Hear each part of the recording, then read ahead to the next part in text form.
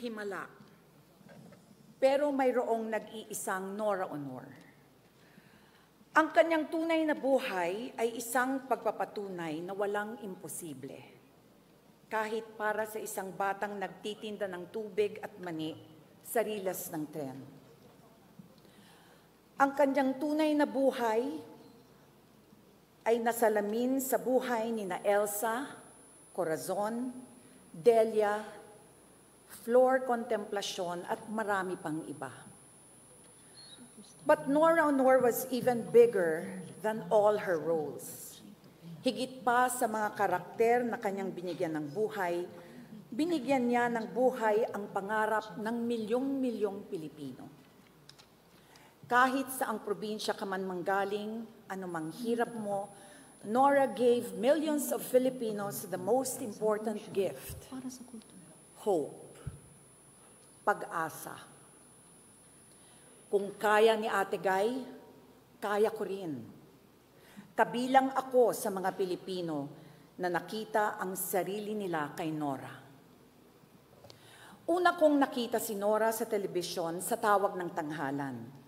Noon pa man, nabighani na ako sa kanyang boses at sa kanyang presensya, sa kanyang ganda.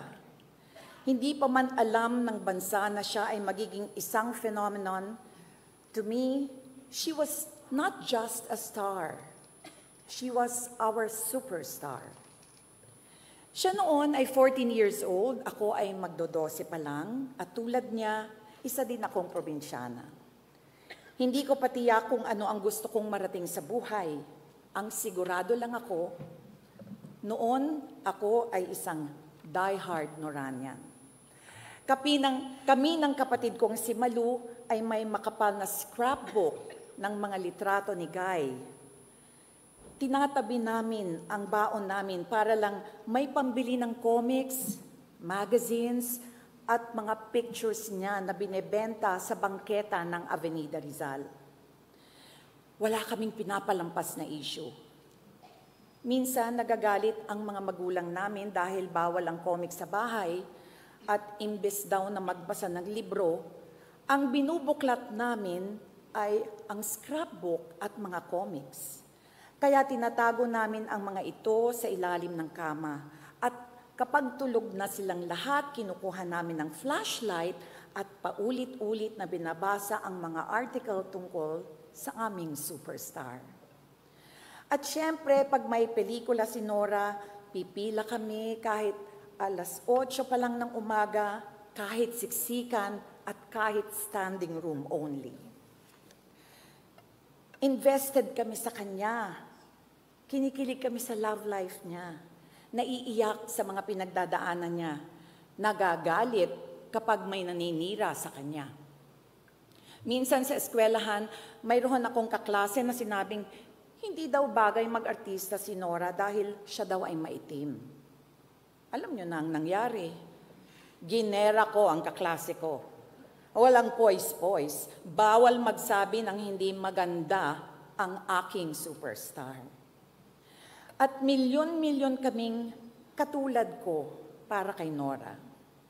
Tuwing may mga pagkakataon ng paglabas niya sa mga TV shows at iba pang mga personal appearances, dagsaan lahat kaming mga fans na kilig at mangiyak-ngiyak kasi nakita namin si Nora nakangiti at kumakaway.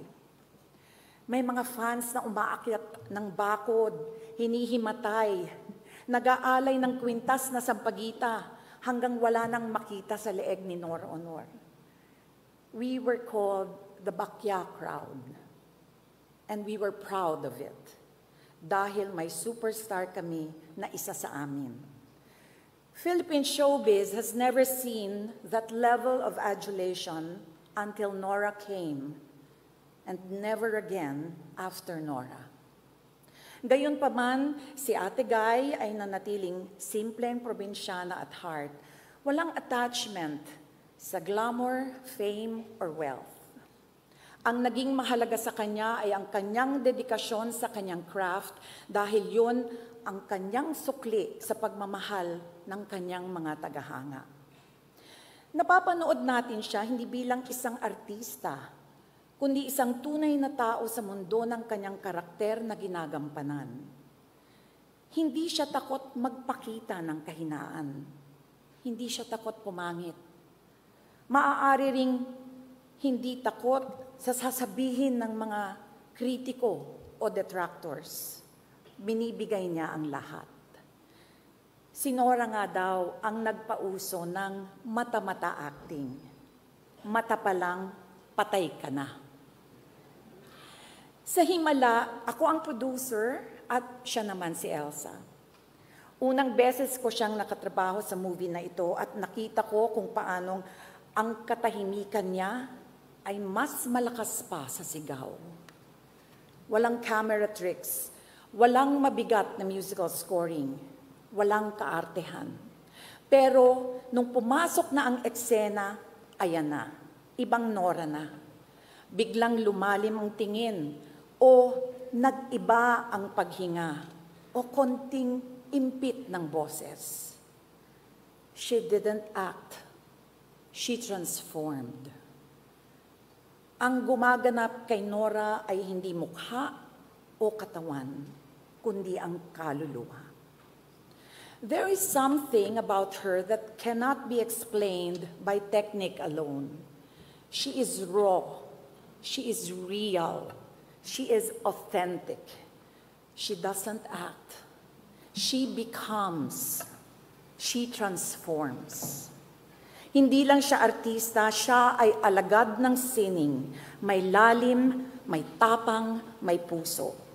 It was part of her process, her magic, her madness. Alam mong may pinaguhugutan, may lungkot, may apoy, may madness. But within that madness, there was genius. And when she is in her element, when the camera starts rolling, she is unstoppable.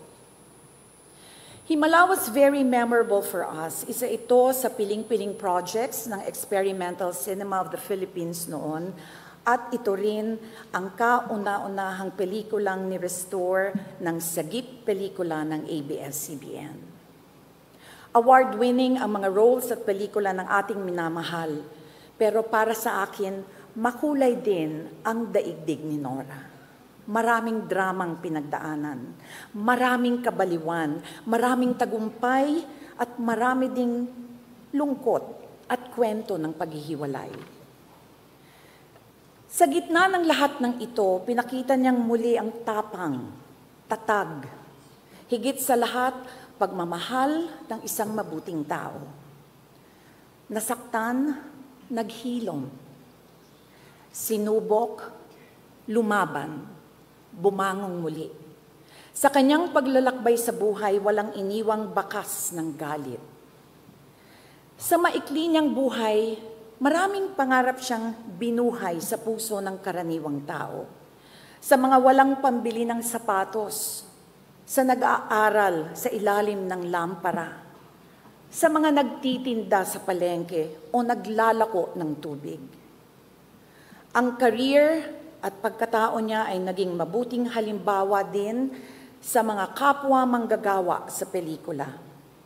Pinakita niya ang kahalagahan ng husay, ng pagmamahal sa fans, ng pakikipagkapwa-tao. Ang simpleng Norang nagwagi sa tawag ng tanghalan noong 1967 ay ang simpleng Nora hanggang sa huling araw niya. Mahirap magpaalam sa isang taong nakaukit sa iyong puso. Makakahanap lamang tayo ng ginhawa sa katotohanang ang kanyang alaala ay walang kamatayan. Alam ko pong Nora Aunor means so much more to so many. She is an empowered woman, a wife, a mother, a lover, an actress, a complicated person, a genius, a national artist. Pero para sa aming mga solid Noranians, Nora is our ategay, our superstar. She was a legend.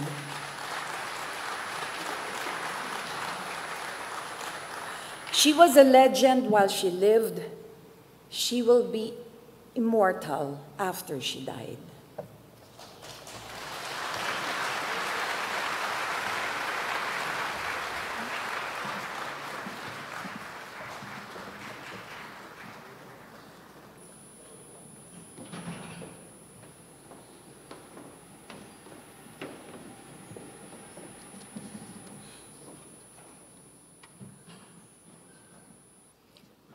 Superstar ng buhay ko, awiting likha ni na Sunny at Chito Ilacad, sa areglo ni Homer